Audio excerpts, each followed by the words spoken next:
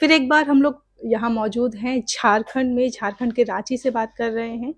और जिस तरह से चुनाव चल रहे हैं, चुनाव की तैयारियां चल रही है, तो बहुत समय नहीं रह गया है। आज हमारे साथ है एक प्रमुख चेहरा, जो झारखंड मुक्ति मोर्चा की नेता भी है, नेत्री भी हैं, और या ये कहें कि वो विधायक हैं गांडे से, या फिर ये कहें कि वो यहाँ के सीएम की पत्नी भी हैं। तो उनका इंट्रोडक्शन इस तरह से है। तो बहुत बहुत स्वागत है आपका कल्पना जी। बहुत बहुत धन्यवाद है आपका, और आपके इस चैनल के माध्यम से सभी श्रोतागर्ताओं को भी मैं अपनी तरफ से जोहार कहना चाहती हूँ। पहले तो जानना चाहेंगे, क्योंकि जानते हैं कि आपका पहले से राजनीतिक जो है इस तरह से इन्वॉल्वमेंट नहीं रहा है पार्टी में, या कभी देखने को भी नहीं मिला है। आपको जब सुनते हैं, आपको जब देखते हैं, तो हम जानना चाहेंगे कल्पना सोरेन है क्या। अगर मैं अपना बचपन बताऊं तो मेरे पिताजी आर्मी ऑफिसर हैं थे, और हम लोग क्योंकि ट्रांसफरेबल जॉब रहती थी तो आप समझ सकते हैं कि उनकी पोस्टिंग्स बहुत ज़्यादा होती थी।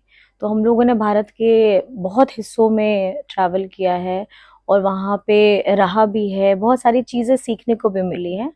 और साथ ही साथ अगर आप देखेंगे कि अभी फ़िलहाल में अपनी उसके बाद मेरी इंजीनियरिंग की पढ़ाई हुई उड़ीसा से, फिर उसके बाद शादी हो गई। फिर आफ्टर दैट फिर मैंने अपना डिस्टेंस लर्निंग से अपना एमबीए किया, और फिलहाल अभी I am a mother of two. और अब आप जो सामने देख रहे हैं यही कल्पना सोरेन है। जब आप राजनीतिक में आपने ये जो, क्योंकि इस तरह का माहौल बन गया था कि आपकी ज़रूरत यहाँ महसूस हुई पार्टी को, तो क्या लगता है जब आप आई, तो आपने सोचा था कि मुझे पार्टी इस तरह से ज्वाइन करनी पड़ेगी, या इस तरह से पूरी पार्टी को संभालना पड़ेगा। देखिए, मैं बस इतना कहना चाहूंगी कि महिला होने के नाते हम लोग हर सिचुएशन के लिए, या आप कह सकते हैं कि हर परिस्थिति के लिए हम लोग हमेशा तैयार ही रहते हैं। चाहे घर की जिम्मेदारी हो या आप पार्टी की जिम्मेदारी, ये एक परिवार है। घर में परिवार के लोगों की संख्या थोड़ी कम होती है, और पार्टी अगर मैं आप देखेंगे तो पार्टी में लोगों की संख्या बढ़ जाती है। बहुत अच्छा लग रहा है, और अच्छा इसलिए लग रहा था क्योंकि जिस परिस्थिति में मेरा आगमन हुआ था, तो मैंने कभी नहीं सोचा था कि कभी मुझे इस तरीके से आना भी पड़ेगा। हमेशा मैं यही सोचती थी कि आदरणीय दिशम गुरु शिबू सोरेन जी हों, हेमंत जी हों, या पार्टी के आदरणीय सभी हमारे गुरुजन हों, वो लोग ही सब रहेंगे। लेकिन जो परिस्थिति आई और उसमें मैंने जिस तरीके से, मुझे जो समझ में आया, क्योंकि एक परिवार को मैं जैसे संभालती थी घर में, मैंने पार्टी को भी परिवार के तरीके से ही संभालने के लिए अपनी पूरी निष्ठा के साथ अपना सारा काम किया। तो मुझे लगता है एक और जिम्मेदारी, बड़ी जिम्मेदारी अब निभाने का वक्त आ गया है। मुख्यमंत्री हेमंत सोरेन पर जब ये पूरा मनी लॉन्ड्रिंग वाला मामला चला, जी। अचानक ये सब चीज़ें हुई, क्या लगता है अगर वो समझौता कर लेते, जो दूसरी विपक्ष पार्टियां हैं उनसे समझौता कर लेते, तो क्या ये दिन आप देख पाते। मैं इसको इस तरीके से नहीं समझती हूँ। मैं ये देखती हूँ कि हमारे आदरणीय गुरुजी ने और हमारे जितने क्रांतिकारी अगुवा साथियों ने इस झारखंड के लिए अपना बचपन, अपनी जवानी, और अभी आप कह सकते हैं एक बुढ़ापे के पायदान पे आके खड़े हुए हैं। तो उन्होंने बहुत कुर्बानियां दी हैं, अपने परिवारों को छोड़ करके, उनका अपना परिवार को छोड़ करके झारखंड को अपना परिवार माना है। और उन्होंने जब इतनी कुर्बानी किस लिए दी, यहाँ के लोगों के लिए दी, यहाँ के मुद्दों को प्रखर तरीके से आवाज उठाई। तो मुझे लगता है कि वही कहीं ना कहीं गुरुजी, क्योंकि उनके बेटे हैं, बचपन से उन्होंने भी देखा है कि किस तरीके से उनके पिताजी का समय अपने परिवार को कम मिलता था, उनकी माता अकेले कैसे पूरे परिवार को संजो के रखती थी। तो ये संघर्ष उन्होंने बचपन से देखा है, और कहीं ना कहीं मैं समझती हूँ कि ये अपना व्यक्तिगत से ज्यादा, अगर आपका जीवन आपके समाज के लिए, या आप अपने अगल बगल जुड़े लोगों के लिए अगर आप अपना जीवन और उनकी खुशियों की अगर थोड़ी सा भी आप कारण बनते हैं, तो मुझे लगता है ये काबिले तारीफ है। और आदरणीय हेमंत जी भी अपने पिताजी से सीखते हुए, और हमारे, आप जानते ही हैं झारखंड आंदोलनकारियों का गढ़ है, और हमारे पूर्वजों से सीखते हुए मुझे लगता है कि उन्होंने अपनी जिम्मेदारी निभाई और हमारे जो प्रखर मुद्दे हैं, झारखंड के प्रखर मुद्दे हैं, उनको पहले चुना। आप अभी लगातार रैली कर रही हैं, जी मैया सम्मान योजना है और जी। लोगों से मिल रही हैं, तो जो विश्वास और जो उम्मीद जो हेमंत सोरेन जी से थी, क्या वो आपसे आपको मिल पा रही है उम्मीद, वो प्यार मिल पा रहा है उनके बीच? इसमें मैं एक्चुअली आप ही से सवाल पूछना जरूर चाहूंगी, क्योंकि मैंने आपको देखा था कि आप वहां पर मैं कवर कर रही थी, तो मैं आपसे जानना चाहूंगी, क्योंकि देखिए हम लोग भीड़ में चल रहे हैं, लोग आ रहे हैं, लेकिन आप लोग जिस तरीके से धरातल में उतर करके लोगों से पूछते हैं, इसका जवाब मुझे लगता है आप ज्यादा अच्छा दे सकती हैं और स्पष्ट दे सकती हैं कि लोगों के मन अंदर में क्या है, उनकी मन भावनाओं में क्या विचार चल रहे हैं। तो मुझे लगता है ये सवाल का जवाब आप मुझे ज्यादा अच्छा दे पाएंगे। मुझे एक्चुअली मैं कई रैलीज में गई हूँ, हाँ कई जी सारी पॉलिटिकल रैली में गई हूँ। जी महिलाओं की संख्या मुझे बहुत अच्छी लगी वहाँ पे। जी महिलाएं ही महिलाएं थी, मुझे लगता है बहुत ही कम। जो मैं हमेशा उल्टा रेशियो देखती हूँ हर जगह, पुरुष ज्यादा होते हैं महिलाएं कम होती है, वहां पे ये देखने को मिला कि जी। पुरुष यहाँ कम है, महिलाएं ज्यादा है। तो महिलाओं की उम्मीदें बहुत लगी आपसे। देखिए मैं आपको बता रही हूँ कि झारखंड में पहली बार, मतलब झारखंड बनने के बाद ये पहली बार है कि राज्य के मुख्यमंत्री जी ने हमारी आधी आबादी की चेहरों में मुस्कुराहट लाने का काम किया है। और ये मुस्कुराहट क्या है? ये एक सम्मान है। हम घर की स्त्रियां, हम घर की गृहिणी क्या चाहती हैं? हम सुबह से लेकर के रात तक शारीरिक हो मानसिक तौर पे हम लोग खटते हैं, लेकिन हम लोग क्या उम्मीद रखते हैं? अपने परिवार से क्या उम्मीद रखते हैं? अपने अपने समाज से हम क्या उम्मीद रखते हैं? छोटा सा स्नेह चाहिए हमको, छोटी सी तारीफ चाहिए हमको, छोटा सा सम्मान चाहिए हमको इससे ज्यादा कुछ नहीं चाहिए। तो ये झारखंड सरकार, हमारी गठबंधन सरकार ने, हमारी हेमंत सरकार ने इस बार आधी आबादी को दिया है, और ये काबिले तारीफ है। और मैं गर्व के साथ इसलिए कहती हूँ कि एक महिला होने के नाते, अगर घर में दिन भर आप खटती हैं, आखिर में अगर आपको कोई गले लगा करके, कोई पीठ थपथपा करके, या कोई मीठे बोल बोल करके आपकी अगर तारीफ कर देता है, तो वो सारी की सारी थकान उतर जाती है। तो मुझे लगता है कि ये भावना है, और ये झारखंड में पहली बार है। और मुझे लगता है कि इस बार हमारी आप मैया सम्मान योजना में मैया हमारी इस बार ढेर सारा आशीर्वाद देने जा रही है। तो थोड़ा सा हमारे दर्शकों को बताइए कि ये मैया सम्मान योजना है क्या और इसका लाभ कौन उठा सकते हैं? देखिए मैं आपको बताना चाहूंगी, झारखंड सरकार ने झारखंड मुख्यमंत्री मैया सम्मान योजना JMMSY, इसमें ये किया गया है कि हमारी इस योजना के तहत जो भी हमारी बच्चियां हैं 18 वर्ष से लेकर के 50 वर्ष की तक की महिला, उन सभी को सम्मान रूप पे 1,000 रुपए की राशि प्रतिमाह और साल का 12,000 देने के लिए किया गया है।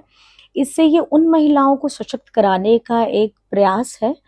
जो खुशी मैंने महिलाओं के चेहरों में देखी है, जो जोश मैंने उनकी बातों में सुना है, और जो विश्वास, एक अपने ऊपर विश्वास करना सबसे महत्वपूर्ण बात होती है, उनके अंदर में जो मैं देख रही हूँ इस कार्यक्रम के दौरान, इस यात्रा के दौरान, वो देख के मुझे भी बहुत ज्यादा खुशी मिलती है और बहुत ज्यादा ताकत मिलती है। इसमें एक चीज ये जोड़ना चाहूंगी कि क्या ये जो योजना है जी हर महिला के लिए है, या जो जिनको वेतन मिलता है या कहीं कमाती हैं उनके लिए नहीं है? नहीं नहीं, देखिए बेसिकली ये जो हमारे खास करके जो गृहिणियां हैं, हाँ जी हाँ बेरोजगार जी हाँ जी, उनके लिए है। जो नौकरी करती है उनकी तो अपनी अच्छी कमाई रहती है। ये उन महिलाओं के लिए जिनके लिए 500 रुपए, क्या 100 रुपए, 50 रुपए, ये सब कमाना भी बहुत कष्टदायक है। और कहीं ना कहीं गृहिणियों के लिए एक सम्मान की राशि है। मैं आपको ये बताना चाहूंगी, आप इसको पैसे के अमाउंट से मत जोड़िएगा। हाल ही में, क्योंकि दूसरी पार्टी भी यहाँ पे अभी पूरा इलेक्शन देख रही है, रैलीज कर रही हैं, लोगों से वादे कर रही हैं, तो शिवराज चौहान ने भी कहा है कि अगर हमारी पार्टी बनी तो हम 2100 रुपए देंगे। तो उसको कैसे काट करेंगे कि महिलाओं को 1000 से वो 2100 दे रहे हैं? देखिए मैंने आपको अभी थोड़ी देर पहले कहा कि आप उस सोच को देखिए, आप उस भावना को देखिए। अगर मैं आपको बताना चाहूंगी, 2014 से लेकर के 2019 में हमारी भाजपा की ही सरकार थी। और जब भाजपा की सरकार थी, और आपको मैं बताना चाह रही हूँ, ये हमेशा बोलते रहते हैं कि हम ऐसी सरकार है बीजेपी की जो हम 5 साल पूरे किए बिना रुके। तो मेरा सवाल यही है, जब आप 5 साल थे तब आप ये योजना क्यों नहीं लेकर के आए? तब तो आप सब चीज आपके हाथ में थी, केंद्र में भी आपकी सरकार थी, राज्य में भी आपकी सरकार थी, डबल इंजन की सरकार थी। तब आपने हमारी आधी आबादी के बारे में सोचने का प्रयास क्यों नहीं किया?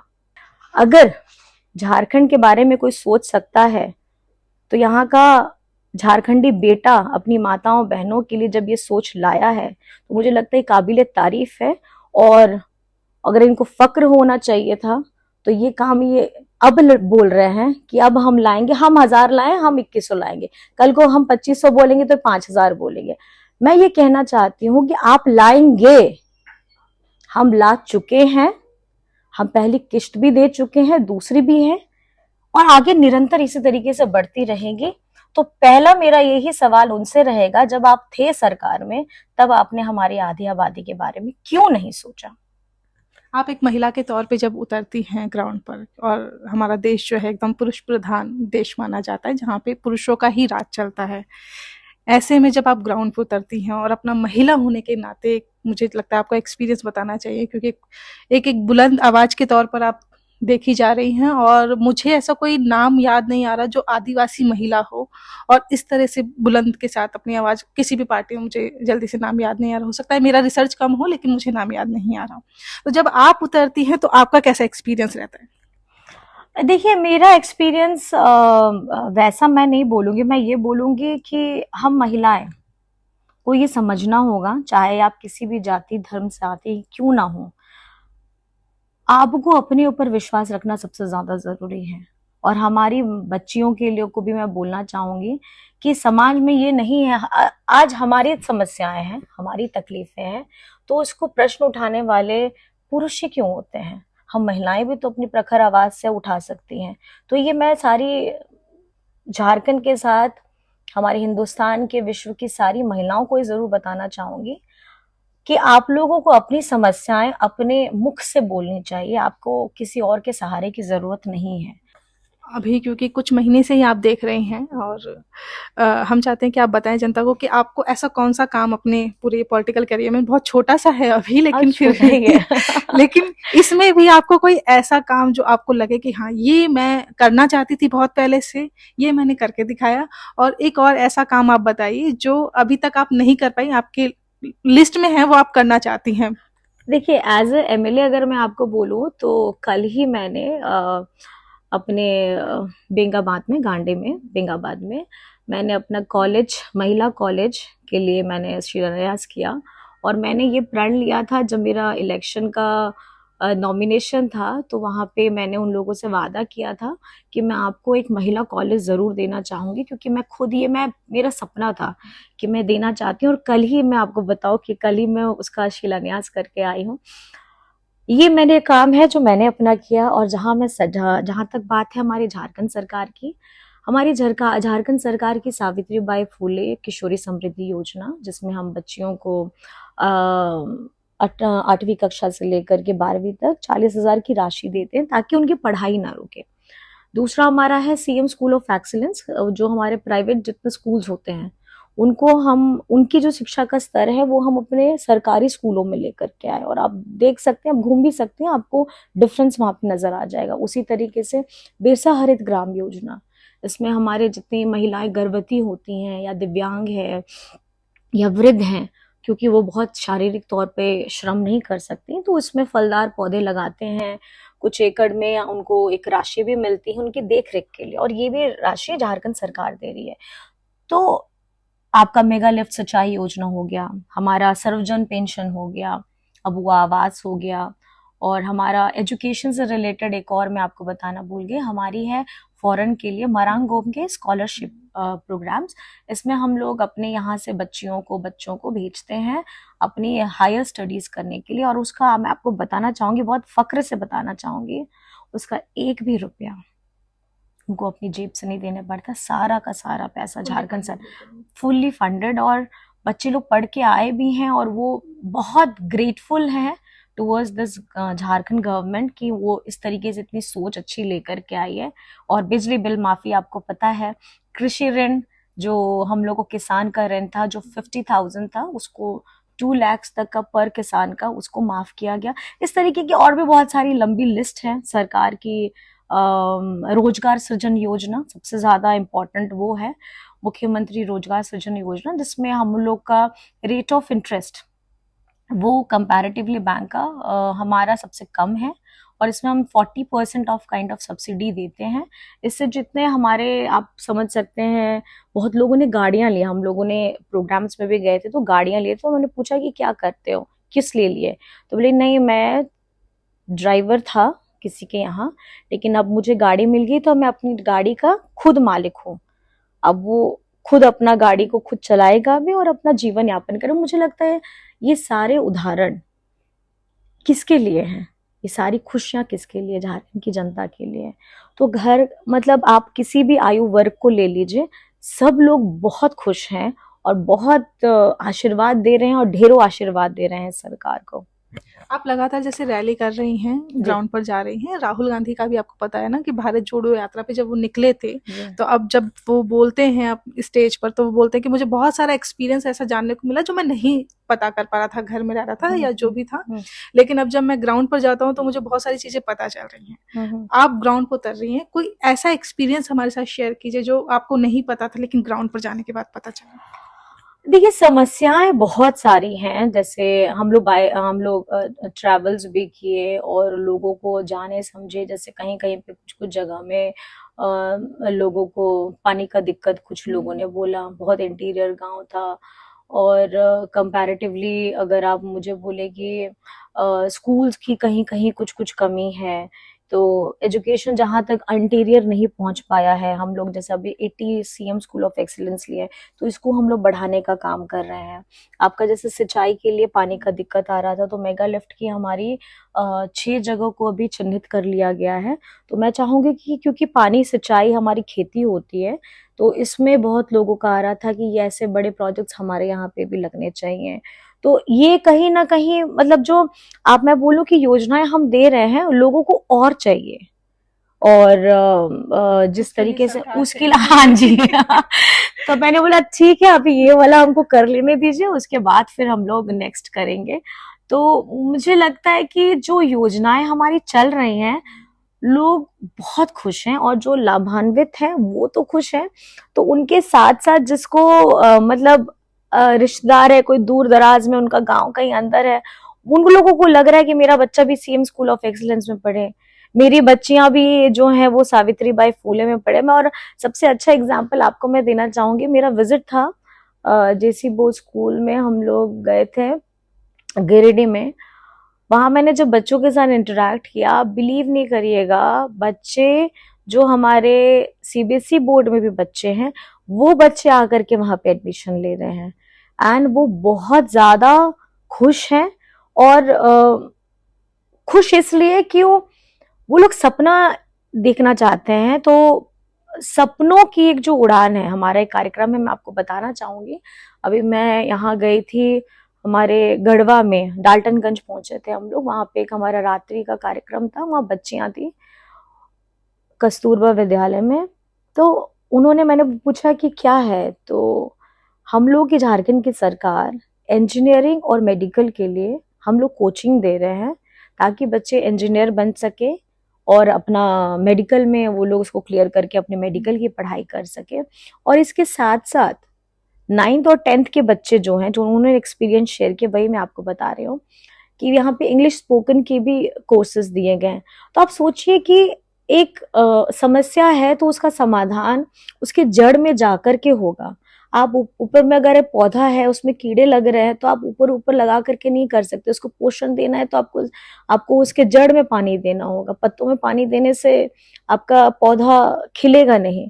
तो हमारी अगर समस्या है तो उसकी जड़ तक जाना है।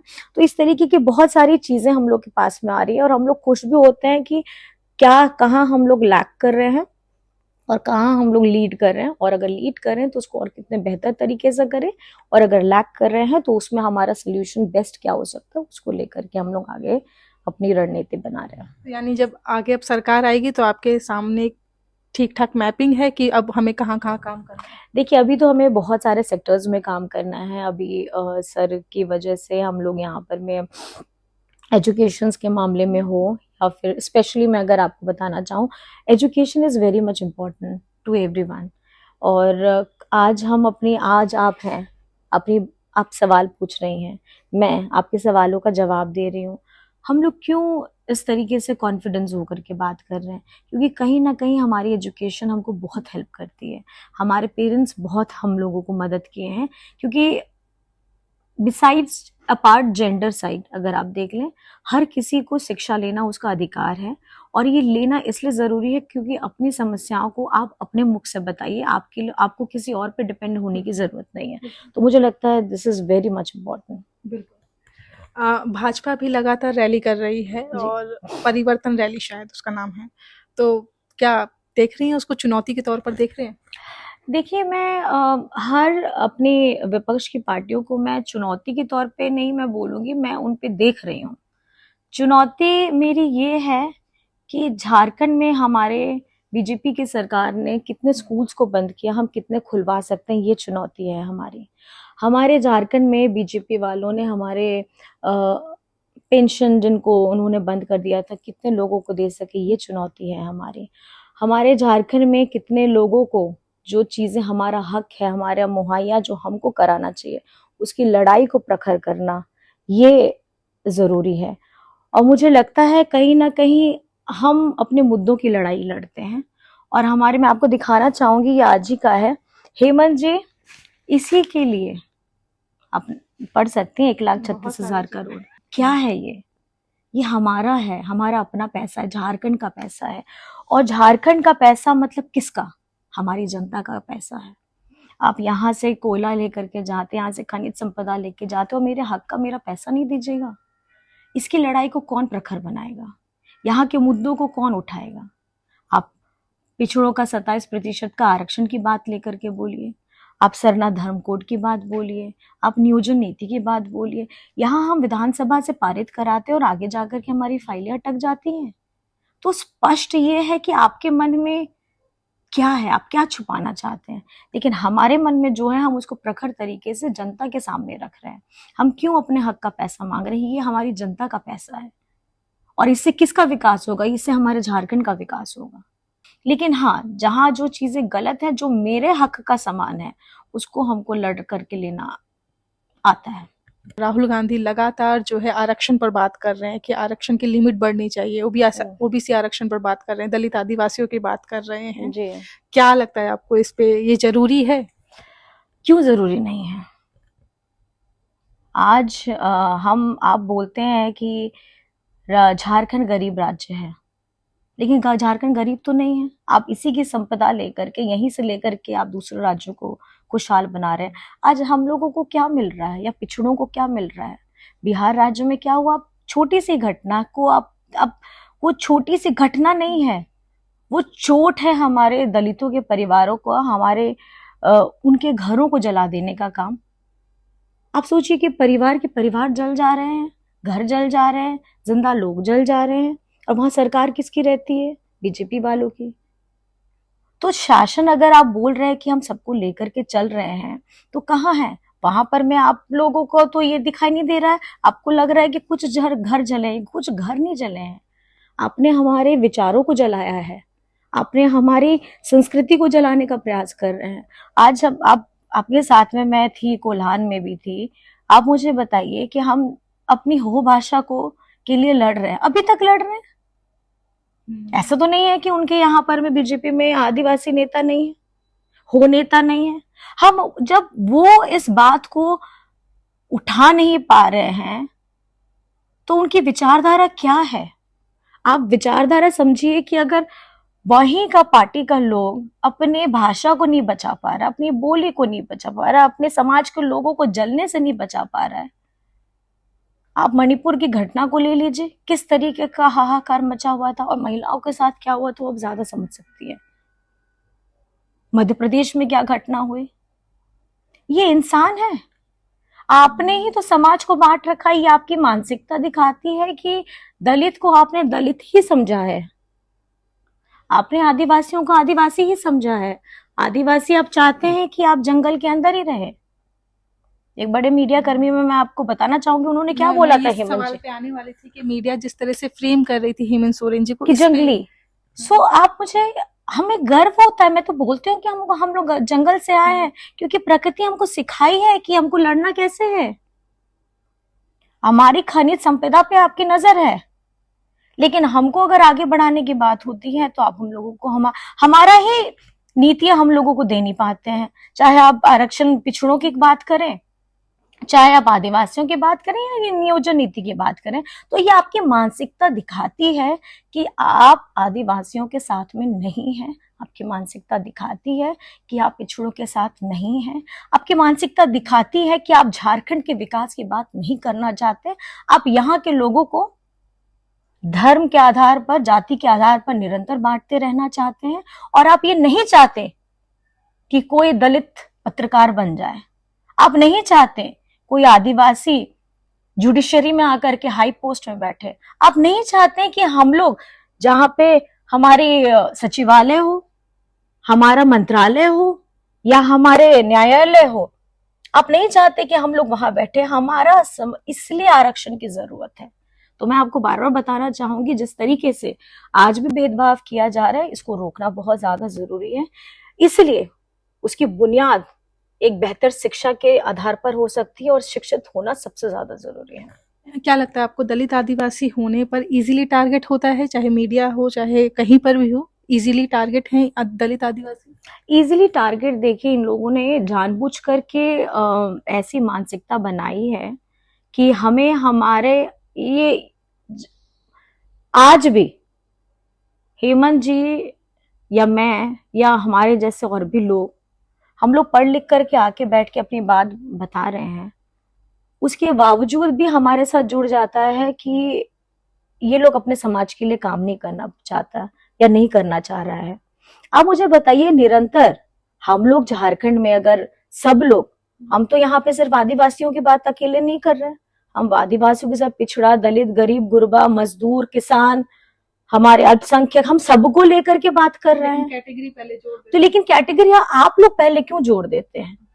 आपको ये करना चाहिए कि आपको क्षमता देखनी चाहिए, और क्षमता अगर हेमंत सोरेन जी के अंदर में है तो मुझे लगता है कि राज्य को निरंतर आगे बढ़ने से कोई रोक नहीं सकता है। आपकी पिछली बात से मेरे पास 2-3 सवाल आए थे दिमाग में। एक तो आपने धर्म की राजनीति पे बात की, तो बीजेपी लगातार जो है धर्म की राजनीति कर रही है, हिंदू मुस्लिम कर रही है। क्या लगता है अभी उनको फ़ायदा होगा, क्योंकि जैसे अभी चुनाव का रिज़ल्ट आया था, लोकसभा चुनाव का रिज़ल्ट, उनको काफ़ी नुकसान हुआ। तो क्या लगता है अब वापस वो वैसी ही राजनीति कर रही है लगातार, इससे उनको फ़ायदा होगा फिर से? देखिए, फायदा नुकसान मैं नहीं कह सकती हूँ उसमें। मैं ये कहना चाहूंगी कि ये ना उनकी विचारधारा ही बड़ी अलग तरीके की हमको नहीं समझ में आती है। और मुझे बस अपना पार्ट ये जरूर समझ में आता है कि हम लोगों को क्या करना है, हमारे आगे में गोल क्या है, और गोल टुवर्ड्स झारखंड पीपल हमारा क्या गोल है अभी के लिए।